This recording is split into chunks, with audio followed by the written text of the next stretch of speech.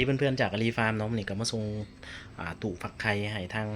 น้องชายเพิ่นอยู่แถวเขตดงดูเกี่ยวเนาะเป็นเฮ็ดเวียกเป็นหยังเป็นอาจารย์บ่บอกเป็นพนักงานบริษัทอ๋อพนักงานบริษัทเนาะอันนี้เพิ่นอยู่อันนั้น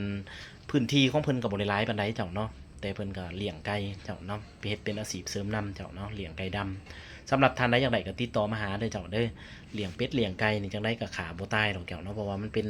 อาชีพหนึ่งที่คนต้องได้กินเจ้าเนาะเกษตรนี่เจ้าเนาะผู้ใดที่ดุก็ได้ท้ายหลายคนว่าบ่มีตลาดเนาะขอเพียงแต่เฮามีอันนั้นสินค้าเด้อเจ้าเด้อก็พอได้ขายอยู่อารีฟาร์มก็เพาะขายตลอดสำหรับไก่ดำพวกเป็ดพวกอิหยังก็ดีเนาะนกกระจอกเทศก็เช่นเดียวกันเจ้าเนาะเริ่มต้นเฮ็ดเจ้าเนาะคันบ่เฮ็ดก็สิบ่ฮู้เจ้าแน่นอนว่าช่วงเฮ็ดทำอิฐก็สิลำบากในแนดนึงเจ้าเฮาบ่มีประสบการณ์หลายคนมีประสบการณ์ก็สิไปไว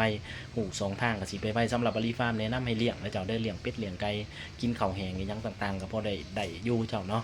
หลบหันหลบหนีคันเฮาดุแน่ก็พอได้เจ้าเนาะขอบใจหลายๆที่ติดตามรับชมเลยเจ้าเด้อ